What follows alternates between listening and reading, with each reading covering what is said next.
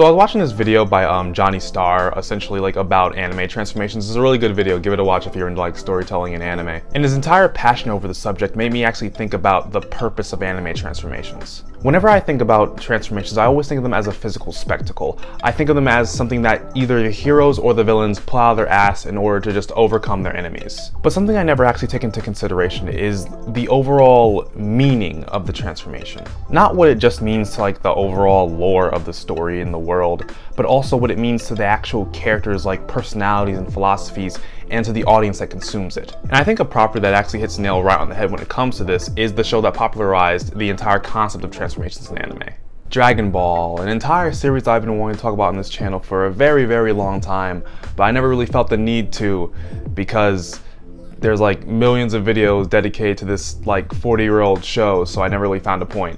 Especially since one of the only things I ever really wanted to talk about was Vegeta's entire character arc, which I think is like one of the best character arcs in fiction. But the thing is, that's like such an overdone topic. It's like I didn't really know what else I can add to that. But hey, never say never. If this video actually does well, then maybe I'll actually do an entire video on the Prideful Prince. But today we're talking about Goku, and I know what you're thinking. You're like, hey, isn't this about Super Saiyan?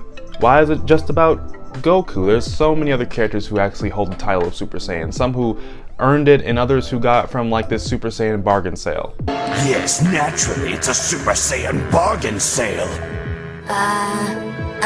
But the thing about those transformations is the fact that they don't really hit the same as the first time we ever actually got to see this transformation on screen. But before we actually talk about that one moment, we gotta talk about how we actually even got here. Goku, a pure of heart kid who was raised to work hard, study well, and eat and sleep plenty. Grandpa Gohan taught Goku how to be heroic and virtuous and pure of heart by essentially teaching him martial arts, and also by bashing his head against the side of a mountain. After that day, Goku never misbehaved ever again. New Age parents, take notes. After Grandpa Gohan died, Goku found new friends to share his life with and new enemies to test his strength against. He even saved the Earth from a Demon King. Like, twice. And he did it as a semi-normal human boy.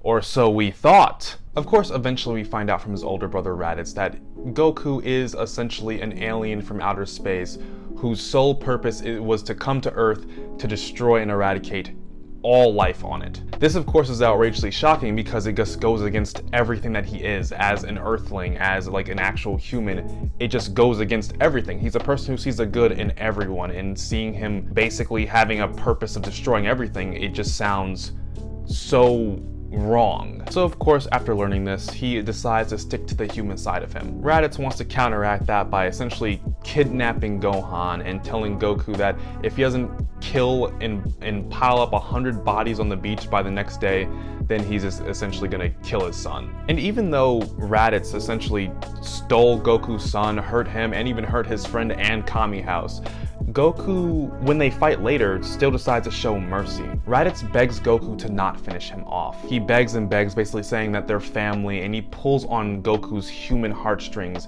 in order for Goku to actually show him mercy. And as soon as Goku does show mercy, he lets go. He says he essentially wants there to be peace between them. Raditz takes full advantage of his humanity and breaks this man's ribs. And because of all that, Goku essentially needs to make an entirely new sacrificial play in order to beat Raditz, and it causes him to ultimately die along with Raditz and go to Otherworld. If you look at this from a storytelling perspective, this seems really neat and cool for Goku because he seems super heroic and great because he sacrificed his own life to save Earth. But in actuality, he lost. This man died. He died because he was way too attached to his human side, that side of him that shows mercy. This was essentially the first step to us seeing that Goku's human side, like the humanity in him, isn't always going to be the way for him to win.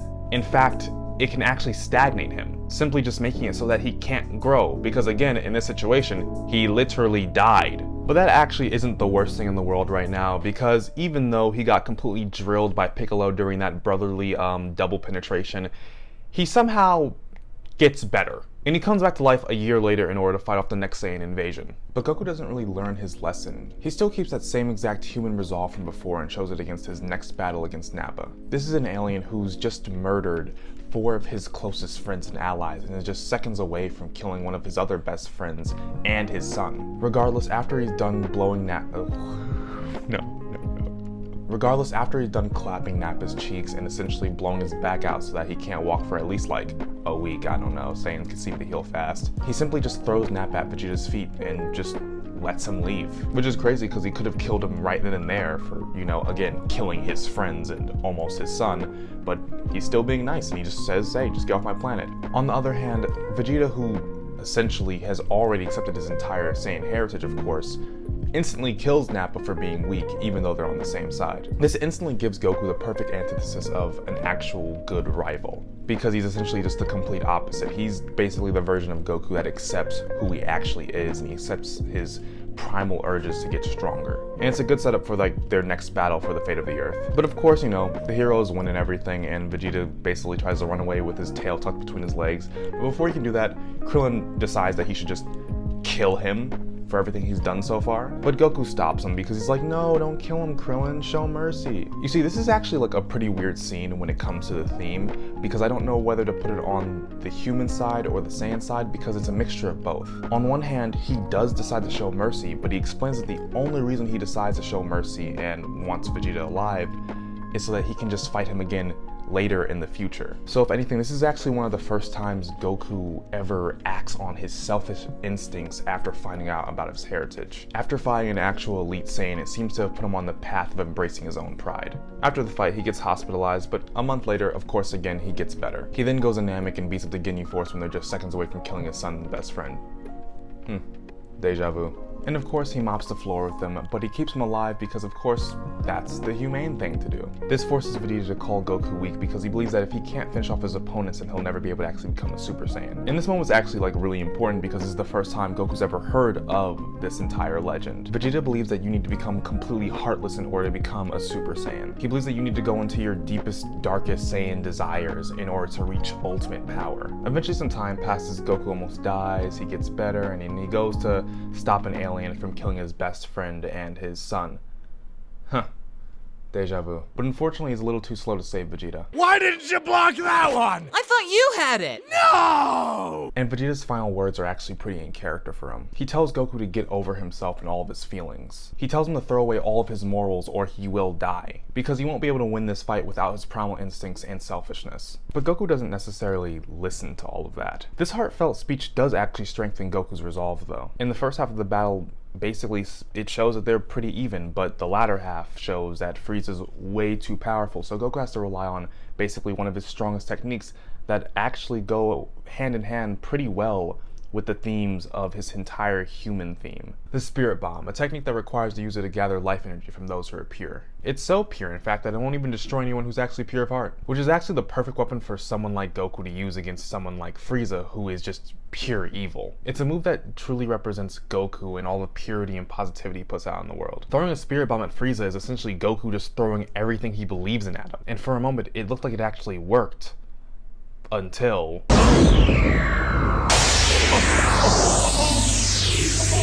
Frieza survives, crushing all of their spirits. He puts Piccolo in critical condition and kills Goku's childhood best friend. And something in him just snaps. And for the first time, Goku becomes something more than human. He throws away all of his humanity to become a legend. And let me tell you, once he goes Super Saiyan, the fight becomes super easy, barely an inconvenience, because he essentially finishes the fight in like 5 minutes. Or like 10 episodes if you're using like Eastern Standard Time. And eventually, after Frieza pulls a little bit of a oopsie daisy, he accidentally cuts himself into like 3 separate pieces. And he has just enough life left to actually just beg for help. And for the first time ever, Goku actually hesitates. Like I said before, Goku threw away his humanity. He threw away all of his morals just to obtain power to defeat the ultimate evil. And he was doing it to also avenge the death of his best friend, the murder of his best friend from this tyrant. So helping Frieza in this moment actually goes against his evolution as a person. But just like Raditz did a whole entire year ago, Frieza pulls on Goku's heartstrings and he decides to finally give in. And just like before, he gets betrayed. And it's at this point that we figure out that Goku has been wrong ever since the beginning. All of his mercy and kindness has led him absolutely nowhere but to his death. Again, like I said before, when he showed mercy before with Raditz, he died. And in this moment where he's showing mercy to Frieza, again, he's about to die. Once again, he throws all of his humanity away to do one final attack and give us like one of his best quotes in the series to completely annihilate Frieza. I feel like this moment is one of the most misunderstood moments of Goku. Not even just from like the fan perspective, but even from people who have worked on this show and games. In the anime, Goku looks furious with Frieza once he kills him. This is also coupled with the fact that in the games, like in like the Budokai Tenkaichi games and the Raging Blast games and whatnot, this move that he used to kill Frieza is called Angry Kamehameha. But the original source material tells an entirely different story. After he blasts Frieza into pieces, we get this iconic close-up on Goku's face. And in this close-up, he genuinely looks sad. An even better showing of this moment is in Dragon Ball Z Kakarot, where the entire point of the game is to show Dragon Ball in its best light.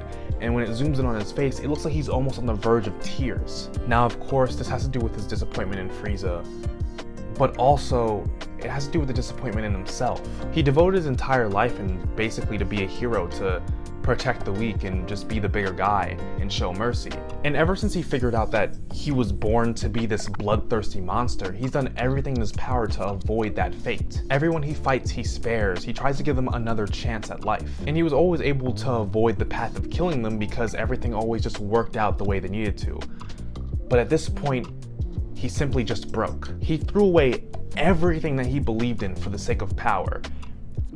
If that's not like one of the most captivating reasons to transform in any show or anime, I don't know what is. Okay, maybe there are some other captivating transformations. Let me say that before I get cooked in the comments. There are some, even within this show. Like Super Saiyan 2 probably has one of the most badass moments within the entire series, and Super Saiyan 4 is honestly like personally my favorite transformation in the entire like franchise. But of course, Super Saiyan 1, Goku's very first Super Saiyan appearance, is like the OG, and I really want to show it some love because I feel like Goku's kind of misunderstood as a character. Everyone thinks he's kind of like dumb, he doesn't have a real character arc, but he's cool. He has something going on with him. If you want to see more of me, then just make sure you subscribe, because in the future I'm planning on making another Dragon Ball video. It's actually going to be about Chi-Chi because she's outrageously misunderstood, and I think I need to speak for her. Oh, and also tell me down in the comments like what's your favorite transformation. Doesn't have to be in Dragon Ball, just like in anything. Like it could be anything from like Sailor Moon to like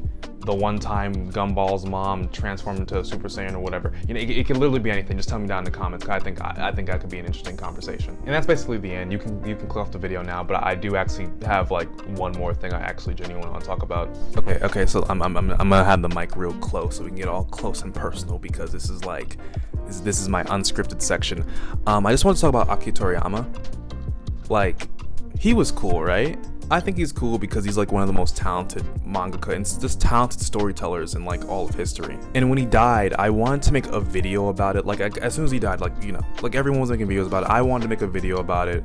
But like that just felt so wrong, like to use this man's death just for like clout. And I'm not saying that everyone who did that was wrong, because some people did it because they cared. Like people specifically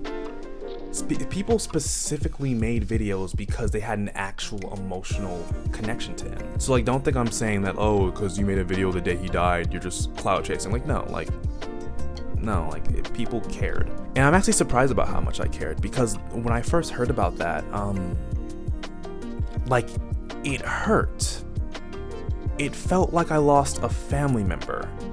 And I know that sounds so weird. That sounds outrageously parasocial. That sounds like the most weirdest shit you could ever say, that like, oh, this guy in a random show I've never even met on the other side of the planet. Oh, I feel like I lost a family member. But like, I feel like it's because Dragon Ball is just a show that a lot of us like grew up with. Like this was a show that we saw in like our developmental years, you know? So like this has a special place in my heart. Like I love creating because I saw this story. I saw this amazing story that like this is one of the first things I saw when I basically was like done with Western animation, when I was like, oh, there's not too many cartoons that are out that I really like. When I saw this, I was like, this is, oh, my thing turned off. But this is just special. This is just something that's like so out there. That's like I've never seen this like done before. And I feel like if I never watched Dragon Ball, I wouldn't like be a writer. I'm not sure if you guys know this, but I like writing. I have an entire book out. It's called Spirit Caster. Go check it out. It's Winter's War. First book is going to be a 3 trilogy series. If you like, you know, reading, go ahead. But I genuinely feel like I would not have written anything if I never saw something like this. I just think it's crazy how just one person's writing could just like affect an entire generation. I just think that's cool. And I just want to say thank you, Akira Toriyama, for making something that like I absolutely cherish, and something I could just make an entire video about. And yeah, I guess that's it. It's like, rest in peace. I know it's like it's been months, but I wanted to at least say that. And that's all I gotta say on the situation. Yeah, bye.